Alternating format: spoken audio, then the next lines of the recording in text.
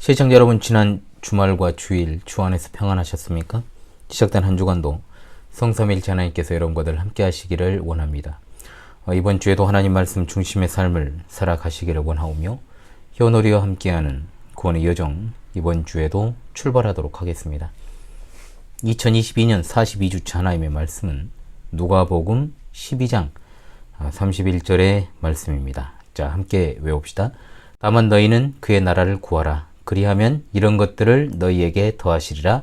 누가복음 12장 31절 말씀. 아멘. 다시 한번 외워보겠습니다. 다만 너희는 그의 나라를 구하라. 그리하면 이런 것들을 너희에게 더하시리라. 누가복음 12장 31절 말씀. 아멘.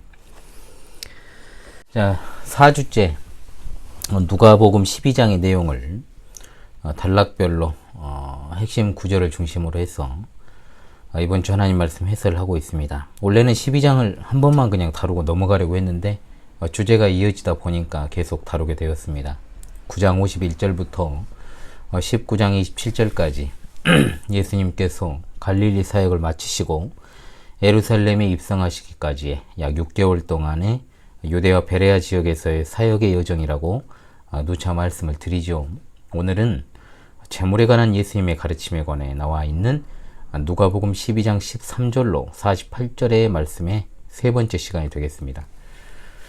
지난주부터 상고했던 22절에서 34절의 말씀은 재물보다 하나님의 나라를 구하라는 가르침이죠. 곧 성도는 인생에 있어 무엇을 구하며 살아가야 할 것인가, 여기에 대한 예수님의 가르침입니다. 앞선 시간의 핵심 기억하십니까? 염려를 끊으라는 것이었습니다. 먹고 사는 문제에 대한 염려, 이 세상을 살아갈 때 참으로 잠깐 스쳐가는 것들에 대해서 염려하는 습관성 고질병들을 우리가 끊어야 될 것을 교훈받았죠. 염려와 근심, 걱정이 넘친다라고 하는 것은 하나님께 대한 신뢰의 문제이기 때문에 믿음이 작은 자들이 되지 말아야 한다는 것이 지난 시간 말씀의 요지였습니다. 오늘은 이제 무엇을 구하며 살아가야 할 것인가에 대한 정확한 예수님의 결론적 가르침이 등장하는 본문입니다. 이 말씀을 통해서 우리가 진정으로 염려하고 근심하고 걱정해야 하는 것이 무엇인가를 잘 교훈을 받아서 하나님의 사람으로서 주님의 가르침대로 충성하는 복된 제자로서 살아가는 우리 시청자 성도들 되시기를 바랍니다. 아멘. 자, 22절로 28절에서 앞서 까마귀와 백합화를 소재로 하셔서 의식주에 관한 염려, 즉 이 땅에서 살아가면서 필요한 것에 대한 염려가 불필요한 것임을 빗대어 교훈하여 주신 우리 주님께서 이제 본절로 들어와서 직접적으로 세상적인 문제에 대해서 염려하지 말 것에 대한 교훈을 이제 구하지 말며 근심하지도 말라는 이 두 가지 명령을 통해서 강조하고 계십니다. 29절의 가장 앞에 나오는 너희라는 말 주목해야 되겠죠. 이 교훈이 주어지는 대상인 누굽니까? 제자들을 강조하는 말입니다. 대조되는 표현이 30절에 나오는 세상 백성입니다. 제자들은 세상 사람들과 달라야 됩니다. 지난 시간에도 말씀을 드렸습니다만 먹는 것과 마시는 것은 단지 음식만을 가리키는 것이 아니고 이 세상의 모든 물질과 소유를 대표하는 것이며 물질적이고 육적인 것을 추구하는 모든 것을 가리키는 대표적 표현이다 라는 것을 여러분들이 알아야 됩니다. 제자들이 가져야 될 세상에 대한 가치관은 어떠해야 하는가? 두 가지 명령이 제시되죠. 첫 번째, 구하지 말라는 명령입니다.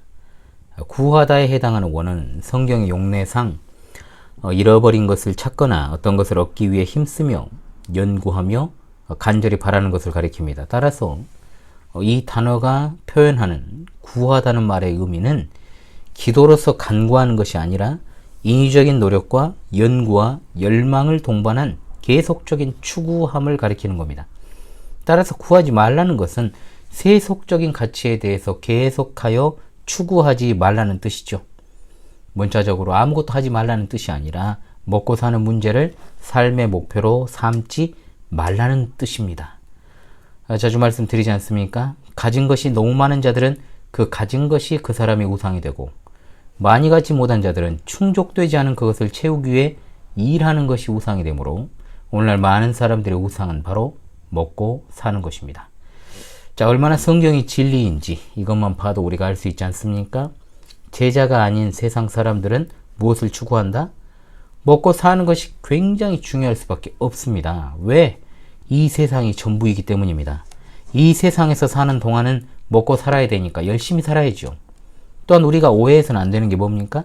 만일 이 세상이 전부가 아니고 천국에 가니까 이 세상에서의 삶은 덧없고 죽어서 천국 가는 것이 전부라고 생각을 해버리면 당연히 이 세상에서 살아가는 태도에 문제가 생길 수밖에 없죠. 목표의식도 없고 오직 목표는 죽어서 천국 가는 것이 되니까 현재의 삶은 지옥이 될 수밖에 없고 진짜 빨리 벗어나야 되는 굴레가 되어버리는 겁니다. 얼마나 그런데 그것이 왜곡된 신앙관입니까? 그래서 제가 성도들에게 늘 입버릇처럼 먹고 살려면 일해야 된다, 이런 말을 사용하지 말라고 하는 것도 바로 이런 이유와 맥락 때문입니다. 사실 이원론적 관점으로 신앙 아닌 신앙생활, 그냥 종교생활 하는 사람들에게는 이것이 굉장히 문제가 되죠. 그런 사람이 그런데 교회에 너무 많습니다. 여러분, 먹고 살려면 일해야 되는 게 맞습니다. 그러나 그것이 절대로 생애 목표가 되어서는 안 되겠죠. 먹고 사는 것이 우상인 사람들이 하나님께 구별된 태도로 예배를 하겠습니까? 시간을 쏟아서 아니면 성경을 볼까요? 모든 것을 하나님께 맡기고 기도를 하겠습니까? 또한 말씀대로 살아가려고 발버둥을 치겠냐고요?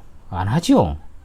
먹고 사는데 필요한 것들을 추구하려고 사람을 만납니다. 시간을 씁니다. 가끔 여유가 생기면 이제 자기 개발을 한답시고 여기저기 가서 뭐 배우기도 하고 운동도 하고.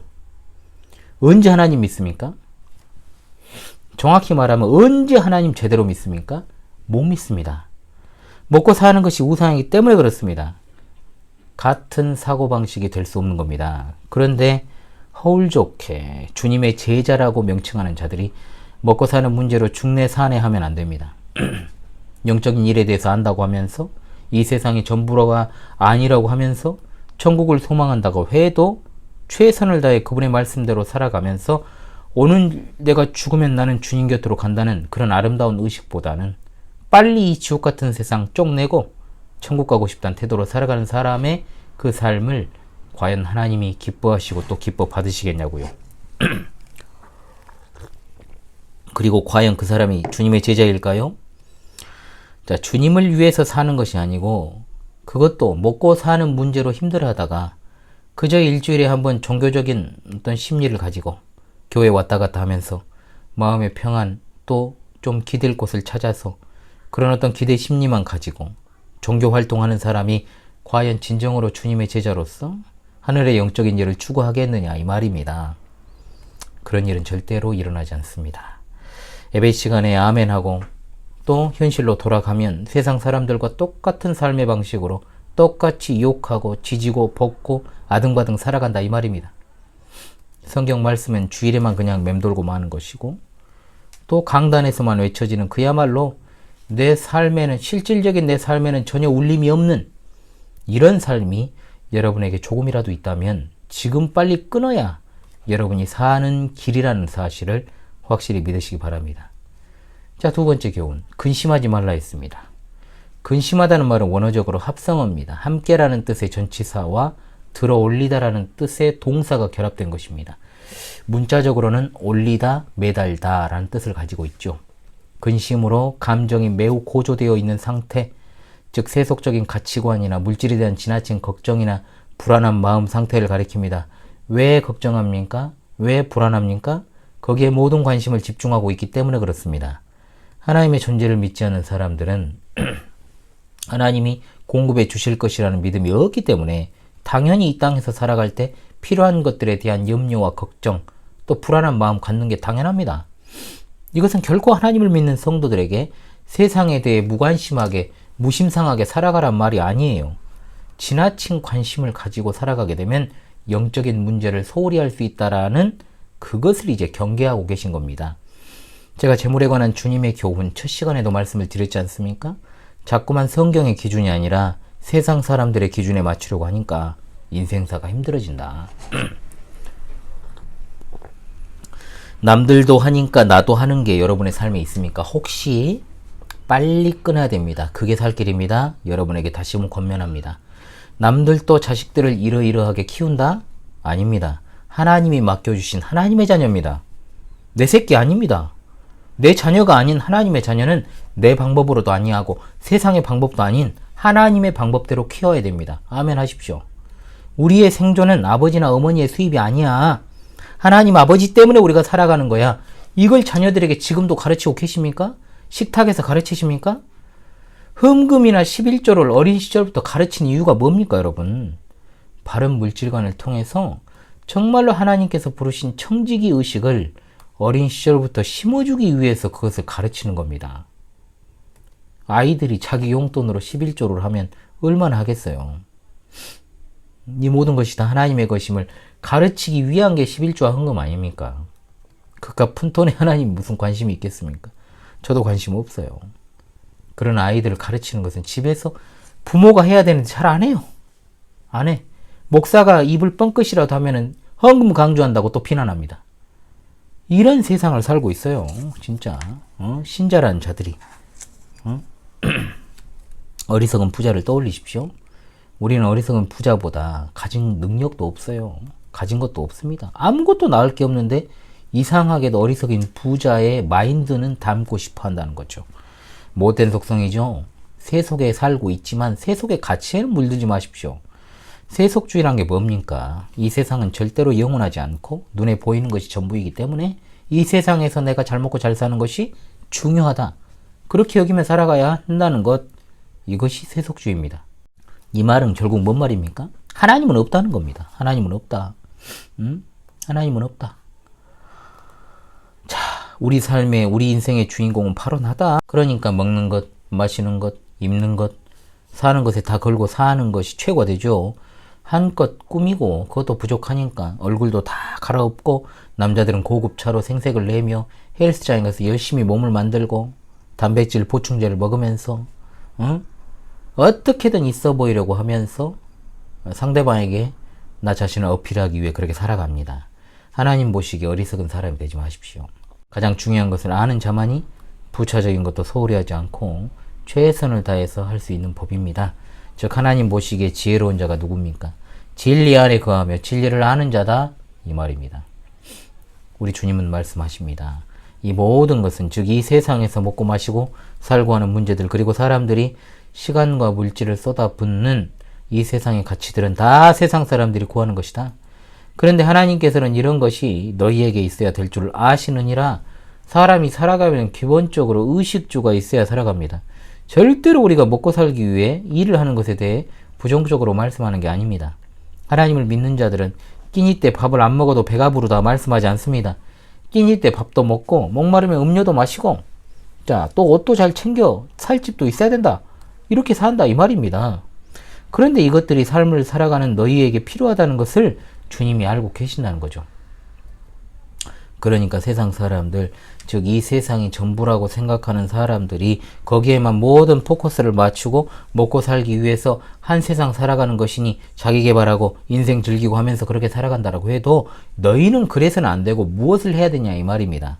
바로 그의 나라를 구하라고 말씀하십니다. 아멘. 그리하면 이런 것들을 너희에게 더하시리라. 우리가 왜 하나님을 아버지라고 부릅니까? 우리의 필요를 아시는 분이시고 또한 우리의 필요를 채우시는 분이라는 측면에서 아버지입니다. 왜 안 주시냐고 부르짖기 전에 지금까지 내가 어떻게 살아왔는지를 좀 돌아봐야 된다 이 말이죠. 광야에서 이스라엘 백성들은 왜 먹을 것이 없냐를 외치기 전에 하나님이 어떻게 우리를 이집트에서 인도에 내셨는가를 생각해야 했고, 목이 말라 죽겠으니 다시 이집트로 돌아가야 되겠다라고 외치기 전에 하나님께서 광야에서 만나를 내려주신 그 사실을 기억해야 했다 이 말입니다. 지금까지 나로 하여금 살게 해주신 은혜를 생각하기보다 왜 내가 오늘날 이 모양 이 꼴로밖에 살 수 없는가에 대해 부르짖는 것은 패역한 태도라 이 말입니다. 하나님의 말씀을 보고 듣고 열심히 연구하고 사랑하며 늘 깨어 기도하고 열심히 전도하며 그렇게 여러분의 인생을 살아왔습니까? 그것을 내가 제대로 하지 못했다라는 것, 그리고 지금도 내가 그것을 제대로 하지 못한다는 것에 대해서 안타까워해야 되는데 그냥 삶이 팍팍하니까 안타까워하는 우리들의 모습은 아니냐 이 말이죠. 예수 믿는 사람들이 인상을 너무 많이 쓴다고 누가 그럽디다. 지금까지 우리가 살게 된 것이 하나님 은혜 아닙니까? 왜 그것이 그런데 신앙 고백으로만 예배당에서만 외쳐지고 삶에는 없냐는 거죠. 우리는 한 치 앞도 모르는 자들입니다.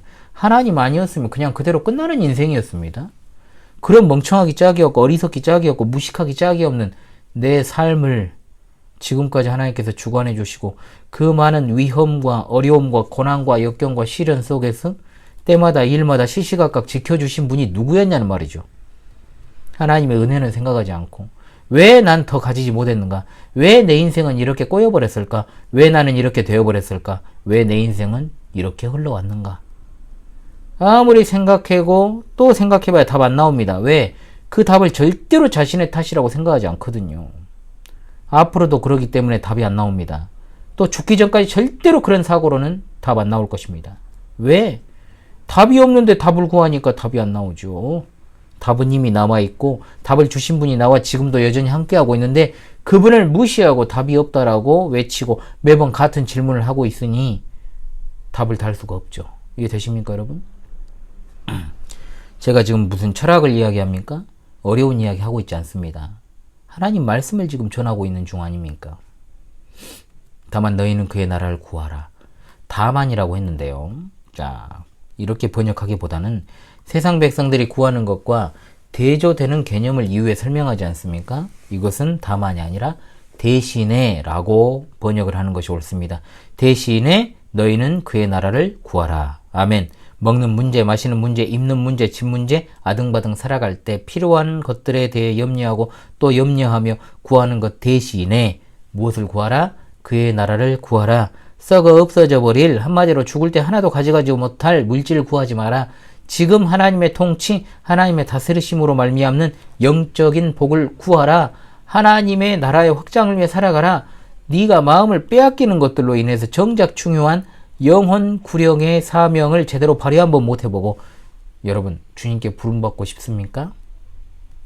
전도할 수 있는 처지와 전도할 수 없는 처지가 있습니까? 아닙니다. 문제는 우리 의지인 거지.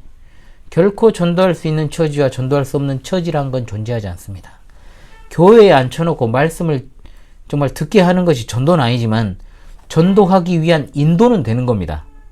이런 일을 어찌됐든 해야 그 사람이 생명의 길을 가든 또 사마의 길로 가든 양자택일을 할 것 아닙니까? 여러분 우리가 진짜로 구하고 구해야 될 것이 무엇인지를 잊지 맙시다. 하나님의 말씀에 적극적으로 반응하고 복음을 전하고 교회에서 정말 충성 봉사한다라고 하는 것이 어떤 특정 열성 신자들의 전유물이 아닙니다. 우린 제자입니다. 이것은 제자의 삶의 태도이기 때문에 우리도 그렇게 해야 된다는 거죠. 그러면서 적은 무리여 무서워 말라. 너희 아버지께서 그 나라를 너희에게 주시기를 기뻐하시느니라. 아멘. 실제로 주위에 몰려든 무리들보다 제자들의 숫자는 적지 않습니까? 무리로 번역된 이 말은 양떼를 가리킵니다. 적은 무리로 호칭한 것은 그들은 매우 연약한 양떼와 같은 자들로 보셨다는 거죠. 제자들의 숫자가 비록 소수고 매우 연약하다는 사실과 더불어서 이들이 세상 사람들과 달리 하나님 나라를 위해 살아갈 때 이질감을 느끼고 또 여러 가지 핍박이 있을지라도 두려워하지 말고 담대히 이길 것을 교훈하고 계시는 겁니다. 그런데 우리는 어떻습니까? 제자들처럼 어떤 당장의 핍박을 받고 경찰한테 끌려가고 공안한테 잡혀가서 고문당하고 그런 세상을 지금 살고 있지는 않습니다. 그런 세상 안 살고 있습니다. 우리가 세상과 다르게 사는 것에 대해서 주의 진리를 따라 사는 것에 대한 두려움이 있는 게 아니라 세상 사람들처럼 어떻게 먹고 살아야 될까를 두려워한다는 겁니다. 얼마나 안타깝습니까, 여러분? 주님께서 제자들에게 하지 말라는 것만 골라서 하고 있는 우리들의 모습이 아닌지요. 무서워하지 말아야 될 이유가 나옵니다. 너희 아버지께서 그 나라를 너희에게 주시기를 기뻐하시기 때문이다. 이미 주어졌습니다. 예수님의 성육신으로 말미암아 즉 초림으로 인하여 제자들에게 하나님 나라 이미 주어졌고 우리 가운데 임하여 있습니다. 하나님의 나라는 이미 제자들에게 주어졌지만 이 하나님 나라는 예수 그리스도께서 다시 강림하시는 때 그때 도래할 완성을 향해서 계속해서 확장되고 더욱더 추구되어야 한다는 뜻입니다. 씨가 땅에 뿌려지면 무엇을 기대합니까? 우리가 열매를 맺을 그날을 기대하는 것처럼 이미 하나님 나라는 제자들에게 심겨졌고 이제 그 최종 완성을 향하여 나아가고 있는 겁니다. 여러분, 우리는 하나님 나라의 상속자들입니다. 이미 받았습니다. 또한 완성된 하나님 나라를 상속받는 그날을 기다리고 있습니다. 그러면 우리가 해야 될 일이 뭡니까? 세상의 것을 추구하며 집착하고 살아가는 사람들이 넘치는 이 세상 속에서 끊임없이 하나님의 나라, 즉 하나님의 통치와 다스림을 추구하며 드러내며 살아가는 삶, 나타내는 삶, 끊임없이 하나님 나라가 완성되는 그 날을 고대하며 현재를 살아가야만 하는 겁니다. 세상 나라에 속하여 세상 나라를 포기하지 않는 자들에게 주어질 하나님 나라는 존재하지 않습니다. 비록 우리 제자들은 소수지만 이 땅의 가치가 아니라 천상의 가치를 가지고 살아가기 때문에 하나님 나라의 기준으로 살아가는 것으로 인하여서 찾아오는 핍박과 박해와 시련과 고난 앞에서도 우리는 담대해질 수 있는 겁니다. 그러므로 주께서 사랑하는 시청자 성도들이시여, 살면서 물질의 문제로 고난받으면서 마치 그것이 예수 그리스도를 믿어서 오는 고난인 것처럼 포장하지 마세요. 포장하지 마요. 분명 가난 자체가 죄는 아닙니다. 그러나 가난이 훈장은 될 수 없어요. 절대로. 일부러 가난하게 살라는 말이 아닙니다. 먹고 사는 문제, 물질의 문제는 우리에게 있어서 부차적인 문제라 이 말입니다. 우리가 진짜로 염려하고 걱정하고 근심해야 되는 것이 뭐냐, 생각해야 되는 게 뭐냐, 바로 하나님 나라입니다. 영적인 일입니다. 영혼의 문제에 관심을 쏟는 것이야말로 우리가 진짜로 시간과 없지만 그래도 물질을 할애하면서까지 추구해야 될 문제다 이 말입니다. 천국 백성으로서 현재 정체성도 없으면서 똑같이 먹고 사는 문제에 매여서 중내, 사내, 불평, 불만 오지게 하면서도 그저 죽어서 나는 천국 간다라고 생각하는 건 그냥 내세가 있다고 믿는 불신자들과 다를 것이 하나도 없는 태도라는 것을 잊지 마십시오. 지금 하나님 나라에 속해 있으면서 하나님 나라를 추구하지 않는 자가 다가올 완성된 하나님 나라에 속할 일이 있겠습니까? 없어요. 그런 일은. 결코 그런 일이 일어나지 않습니다. 물질에 매여있는 이른바 세상 사람들과 다르다는 것을 무엇을 통해 증명할 수 있습니까? 아주 구체적인 방안을 제시하고 계시죠. 너희 소유를 팔아 구제하여 낡아지지 않는 배낭을 만들라. 쭉 이제 말씀 나오지 않습니까? 자, 그리스도교 신앙에 있어서 구제가 참으로 중요하다는 것을 분명히 우리에게 말씀해 주십니다. 그것은 그리스도인이 이 세상에서 살아갈 때 그 정체성을 드러내는 수단이 어디에 있다? 이웃을 구제하는 것에 있다 이 말입니다. 우리가 하나님을 사랑한다고 하면서 그리고 하나님 나라에 속해 있다고 하면서 우리 눈앞에 있는 우리보다 어려운 이웃을 구제하지 않는다면 그것은 하나님을 사랑하는 것이 아닙니다. 하나님 나라에 속한 자의 태도가 아닙니다. 주님이 비유로 두신 어리석은 부자를 절대로 잊지 마시기 바랍니다. 어리석은 부자는 자신이 가진 그 엄청난 물질을 자신의 향락을 위해서만 사용하고 이 지상의 창고를 늘려 쌓아두려 했다는 것을 말입니다. 그러나 그 영혼을 그날 밤에 데려가시면 그것은 하나도 부자의 소유가 될 것이 없습니다. 반면 하나님 나라에 속해 이 지상에서 구제하는 것은 하늘의 보관이 된다라고 말씀합니다. 불변의 가치를 지닌다 했습니다. 낡아지지 아니하는 배낭이라 했습니다. 이 세상의 재물은 언젠가는 낡아지는 배낭에 보관되기 때문에 없어집니다. 그러나 구제는 어떻습니까? 그 재물의 가치를 영원하게 보존하는 것이라 했습니다. 제자는 이 세상이 아니라 하나님 나라를 소망하고 있기 때문에 자기 자신보다 타인을 돌보는 삶을 살기 즐거워하는 것입니다. 이것은 예수님이 부유하신 분임에도 가난한 자가 되셔서 우리를 부유하게 하시려고 했던 걸 그대로 따르는 삶입니다. 여러분, 우리는 절대로 이기적이어서는 안 됩니다. 소유에 집착하지 말고 소유를 더 얻으려고 추구하지 말고 가진 것을 팔아서 가난한 자에게 주고 나를 따르라 했던 예수님을 우리는 잊지 말아야 됩니다. 하나님의 뜻대로 행하는 종들이 받을 하늘의 배낭은 영원한 보상을 의미합니다. 남에게 보이기 위한 구제가 아닙니다. 남에게 인정받기 위한 구제 아닙니다. 진정으로 자기 자신보다 타인을 위한 삶, 특별히 공경에 처한 이들을 위해 자기 십자가를 지고 사는 삶을 뜻합니다. 그것이 하늘의 보물을 쌓는 것이지 지상에 복받으려고 봉사하고 헌금하고 일천 번제하고 새벽기도 안 빠지고 의미 없습니다. 우리 모두 그리스도인답게 신실한 신자답게 제자답게 하나님 나라에 속하여 살아갈 수 있기를 바랍니다. 하늘의 보물을 쌓는 삶은 교회 봉사 많이 하는 삶, 성경 많이 읽고 기도 많이 하고 그렇게 하는 삶이 아니고, 물론 개인의 경건생활 중요합니다. 그러나 그것은 기본입니다. 기본. 그러나 그것이 하늘의 보물을 쌓는 것이 될 수 없고, 우리가 은밀하게 하나님만 보실 수 있는 구제를 할 때 그것이야말로 진정으로 소유의 넉넉한 것에 내 생존의 비결이 있다는 세상 사람들과는 달리 하나님께 부여함으로써 영생을 얻는 자, 곧 그리스도의 제자의 삶의 모습이라는 것을 우리는 믿고 나아가야 될 것입니다. 너희 보물이 있는 곳에 너희 마음이 있으리라 하였습니다. 어떤 목사님의 책에 이런 내용이 있더군요. 당신의 지갑이 회개하지 않는 한 난 당신의 회개를 믿을 수 없다. 지상의 주머니도 남을 위해 털지 않는 사람이 천상의 주머니가 어디 있겠어요. 나 자신의 만족을 위해 구제를 하는 것도 아니에요.